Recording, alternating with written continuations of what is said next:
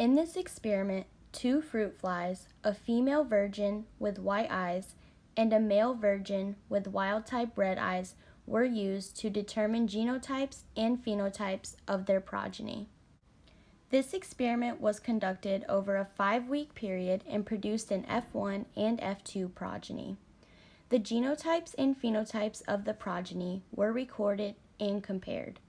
To begin, the parental flies were placed into vials with a media to ensure that the flies were able to survive and reproduce efficiently. After a progeny was produced and were in their larvae state, the parental flies were removed from the vial using fly nap, which is a safe way to anesthetize the flies for evaluation, and the larvae were left to hatch. After hatching, the progeny flies were observed under a microscope to determine the sex and eye color. A male and female from the F1 progeny were then mated to produce an F2 progeny. After larvae appeared in the vial, the parental flies were removed using the fly nap, and the larvae were left to hatch. After the F2 progeny hatched, fly nap was administered to determine the sex and eye color of each fly. Drosophila Melanogaster, also known as a fruit fly, is a commonly used organism for lab experiments. Scientists use fruit flies in many experiments because they are known as a model organism. Fruit flies are model organisms due to their fast gestation periods and are easily acceptable to live in a laboratory setting. The fruit flies used in this lab survived off of a media. The media is made using water, fly medium, and yeast grains. It is important to know how to find the sex of a fruit fly. The sex of a male fruit fly can be determined by observing the front legs and noticing the sex combs. Males use their sex combs to grasp the female's abdomen and genitalia and to spread their wings prior to mating. Female fruit flies do not have sex combs on their legs. Male fruit flies also have a darker pigment on their abdomen, while females do not. A wild-type fruit fly consists of a tan body with red eyes. In this experiment, the mutant fruit fly that was used consisted of a tan body with white eyes. The trait for red eyes is a dominant trait. A dominant trait is a trait that will show regardless of whether or not the organism carries one or two alleles for that trait. The trait for white eyes is an X-linked trait. An X-linked trait is a trait that is carried by the determining chromosome X. The first mating was conducted between a white-eyed female fly and a wild-type red-eyed male. It was hypothesized that all of the females would be wild-type and all of the males would be wide-eyed, due to the dominant trait being the wild-type and the white-eyed trait being X-linked. The F1 progeny was then mated to produce an F2 progeny. In the second mating, a white-eyed male was crossed with a wild-type red-eyed female. It was hypothesized that there would be a 1-to-1 ratio of all phenotypes within the progeny due to the dominant trait being carried by a heterozygous parent. To begin this experiment, fly nap anesthetic was administered to the parental flies. Once asleep, the parental flies were distributed, and the sex and phenotype of each were determined by an observation under a microscope. A media was created and placed within a vial where the flies would reproduce.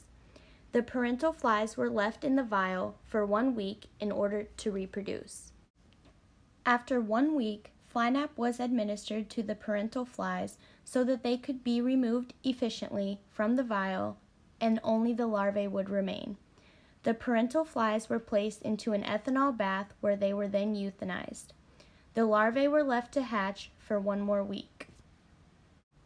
7 days later, fly nap was then administered to the F1 progeny in order for them to be easily handled and observed for their sex and phenotype.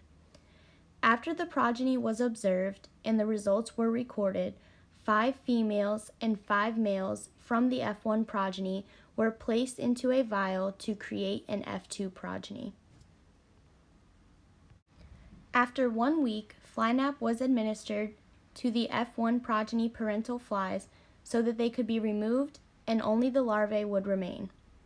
1 week passed, and the FlyNap was then administered to the F2 progeny that was created in order for them to be easily handled and observed for their sex and phenotype. After the F2 progeny was observed and the results were recorded, the F2 progeny was properly disposed of in an ethanol bath. This table demonstrates the F1 progeny that was created from the first mating between a white-eyed female and a wild-type male. The data concludes that there were a total of 73 flies produced, 36 of which were males and 37 that were females. All 36 of the males were white-eyed, and all 37 of the females were wild-type red-eyed flies. This table demonstrates the F2 progeny created from the cross between a white-eyed male and a wild-type female. The data concludes that there were a total of 32 progeny, 12 of which were males and 20 that were females. There were 7 wild-type red-eyed males and 14 wild-type red-eyed females. The data also concluded that there were 5 white-eyed males and 6 white-eyed females. This experiment was conducted in order to observe how a mutation is passed on from a parent to an offspring. Fruit flies were used to observe how a mutant trait and a dominant trait affected a progeny. The fruit fly was used due to its rapid reproduction cycle and the ability to live in a laboratory setting. The mutation being studied in this experiment was a white-eyed mutation.